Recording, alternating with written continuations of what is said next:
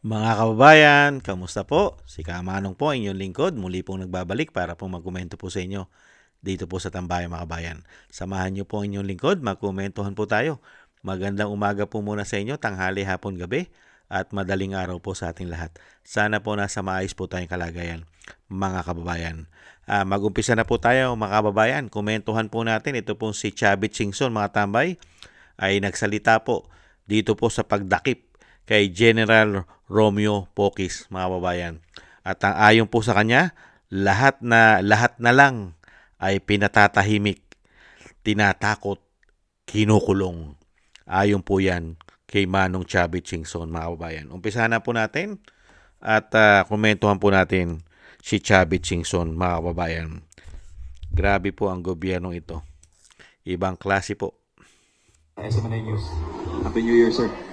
Sir, ngayong morning, hinuli po ng PNP si retired General Romy Pocis dahil po may panawagan po and may mga criticisms against the current administration. Anong comment mo doon, sir? And meron po kayong open letter to the Armed Forces of the Philippines. Baka po masamain nila, sir. At ginagamit lang po ang mga pulis at taga-military para huliin who is against them. Kung sino man ang pumunta sa kanila, tinatakot nila, kinukulong. Kaya kinulong na, hinaresto si General Pocis dahil nagsasalita na against them. So lahat, gusto nilang bawalan lahat na magsalita. Sila lang ang tama, ang gusto nila. Ang pagdanakaw ng kaban ng bayan, sila ang nanghuhuli sa lahat. Ito lang example, dalawa, si Diskaya, nagsasabi ang totoo. Kinulong na. Si Saldico, importanteng witness yan, kinasuhan kagad. Kung mapatay yan, wala lang witness. Dapat kailangan natin si Saldico and Sara Diskaya para mag-witness sa lahat ng mga kaso. Sir, So maliwanag na tinatakot nilang taong bayan, wag po tayo matakot mga kababayan, kundi wala na mangyayari sa ating bansa. Anong sinasabi nilang 500? Hindi na magkasya ang gastusin ng 500 sa isang araw-araw. Nagbigay yata sila 500. Hindi na po magkasya ang 500 sa pagpakain ng ating pamilya sa isang araw. Manong, last na lang. Doon sa pagkakaresto kay General Pocis na naalala nyo ba o parang bumabalik ba yung latak ng martial law? Na nung panahon na yon kinukulong po yung mga nagtatanong against the government.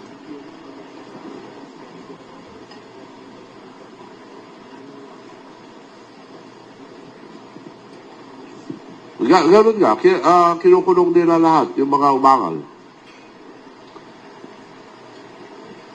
Siguro, baka gusto nila mag-declare martial law. Kung mag-declare sila martial law, hindi na papayag ang taong bayan. Thank you, Manong. Ibig sabihin, kasabot ng mga sundalo. And I'm still hoping sa one time, big time rally, I'm still hoping mga uniform men sasama yung mga iba. Kasi maliliit. Kaya yung mga pulis na utusan, nahaharang sa mga pupunta sa Malacanang, huwag niyo pong harangin dahil ninakaw na ang kontribusyon niyo. Yung mga PhilHealth, ninakaw na para may nakawin lang. Tinanggal. For the first time ever in the history of the Philippines, PhilHealth, zero. Ninakaw. Kinuha para sinamang ninakaw. Left and right ang pamimigay nila ng pera. Ang liwanag na yun. Harap-harapan, bastusan na. Hindi naman tayo papayag na Pilipino, gano'n na lang gagawin sa atin. Mga kababayan, lalaban po tayo. And I'm sure, kagaya sinabi ko, hindi tayo pababayaan ng ating Panginoon dahil nasa ating katotohanan. Thank you, Manong. Isa lang po. Ano pong opinion ninyo sa mga sunod-sunod po na Iza Aldana po o Philippine Insider News? Ano pong masasabi po ninyo na yung mga nalilink po sa ating flood control projects tulad nila Cabral na medyo meron po tayong mga death na mga incidents po? Ano pong opinion po ninyo? Kailangan maimbestigahan yan. I'm not I don't believe na nagpakabatay yun. Unang-una, takot sa height yun. May tumawag sa kanya na pupunta ron. At nagbalik-balik doon na may tumatawag na punta ka ron, punta ka ron. Palagay ko tinulak. Dahil siya magsasabi, yung mga, ang balita ko, siya nakakaalam lahat yung mga kalukuhan. Hindi nila magagawa yan kung walang blessing ang Malacanang. Hindi magagawa ang public works and highways lahat yan kung walang blessing ang Malacanang. Maliwanag yan. Yan po mga tambay, na commercial lang po. At ituloy po natin mga kababayan. Grabe, no? Grabe po ang ginagawa nila, mga kababayan, para lang po mapatahimik itong mga ito. Grabe po. Good morning. Val Gonzales po, DZRH. Yung inisa-isa ho ninyo kaninang flood and infra projects na nakita ninyo dun lang sa Ilocos Norte. Ito yung nailista ko. I don't know kung tama yung nailista ko. Pero antay kong banggitin nyo, kahit rough estimate lang po, kung magkano ho yung nabanggit na mga flood control infra projects na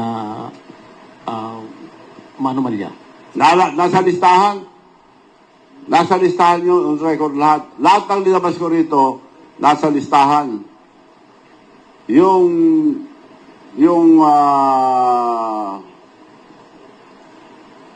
mga record, nandyan lahat ang mga record. It's all recorded. Hindi ako maglalabas dito na hindi naka-record. Opo, sige. Kunin po namin. Nasa public na yan. Kunin po namin mamaya yung Yes, estimate kung ilang projects at kung magkano yung projects. Then, ang last... At saka time and date ang pagkatapos. Nandyan lahat. So yan ang ebidensya na kakalukuhan ng mga projects sa Ilocos Norte. The hometown of the president.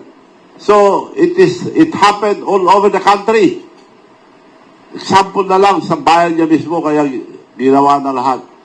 Kaya naglakas loob din yung mga engineers na gumawa dahil utos sa kanila para makapag-produce ng pera. Ang sistema, ibibigay yung project at babayaran nila diskaya kagad. At yung project, babayaran naman kagad. Kagaya sa Ilocos Norte, lahat ng project na yun, bayad na in advance. Advance payment. Si mismong diskaya nagsabi, advance payment. Kaya kinukulong nila eh. Last na lang, Gob. Yung rally, one-time, big-time rally na sabi nyo, kinakasan ninyo, kakausapin nyo yung mga religious sector at lahat ng galit sa korupsyon. Sa tingin nyo ba, Gov, ay mas makabubuting ito'y taon sa February?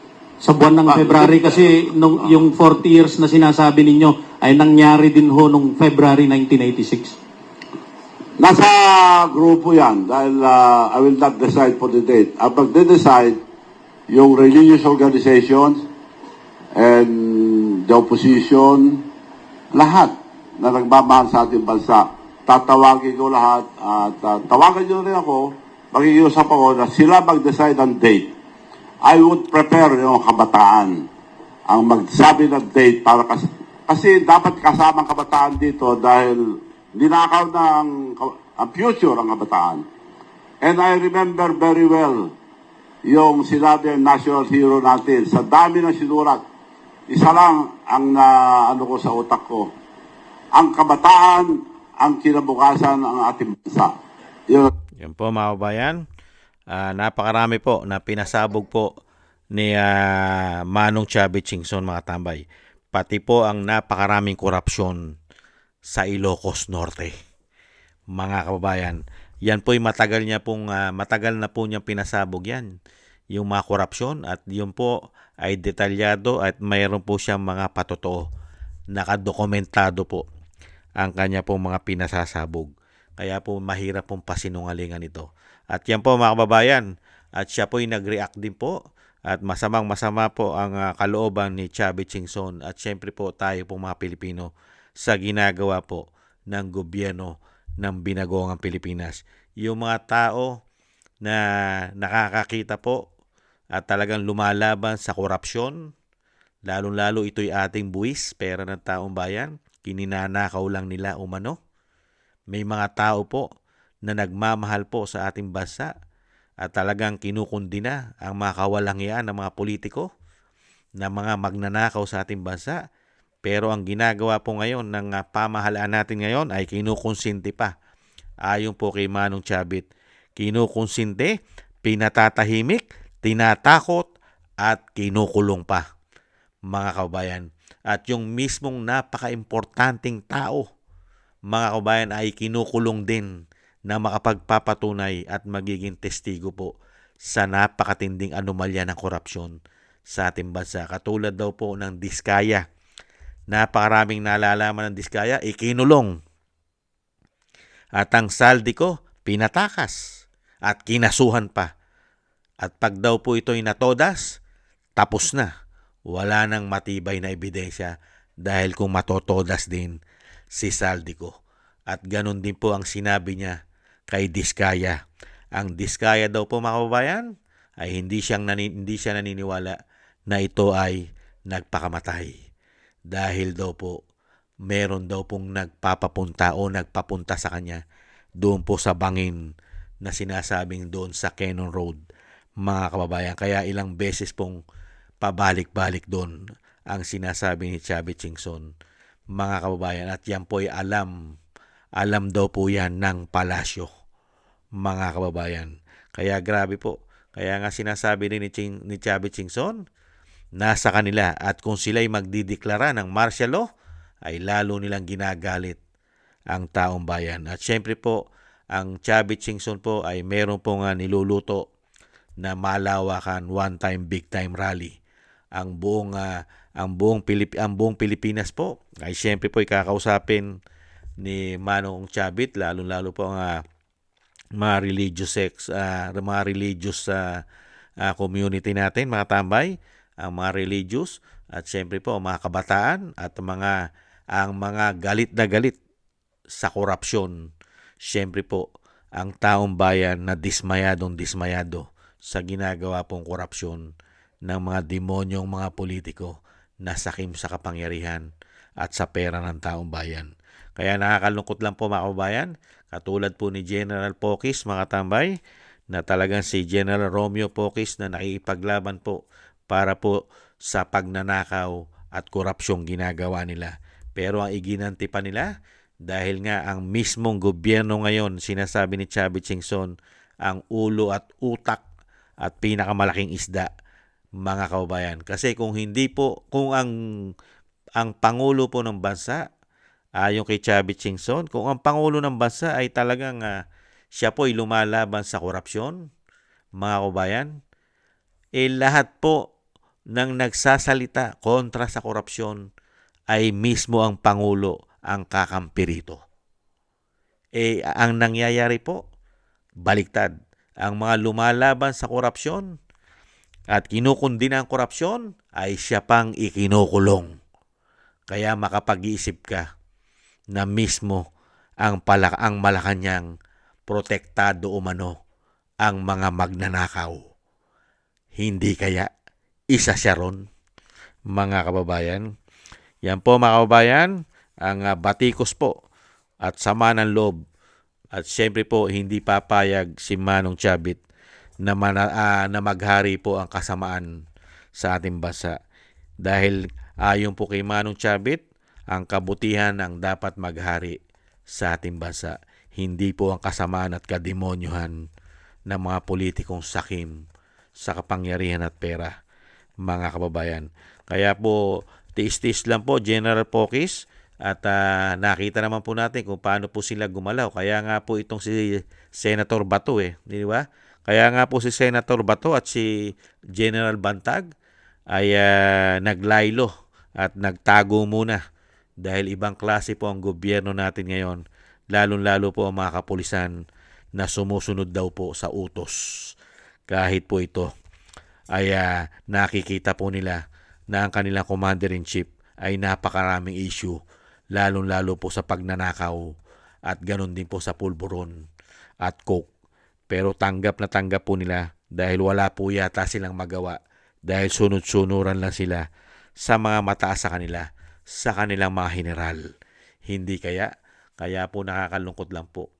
Nung pumasok po ang binagawang Pilipinas, mga kabayan, ang nangyari sa ating bansa, naging bulag, pipi at bingi na po ang napakaraming men in uniform, lalong-lalo po yata yung mga may estrelya sa balikat. Hindi kaya? Dahil busog na busog po yata sa pakinabang. Hindi kaya?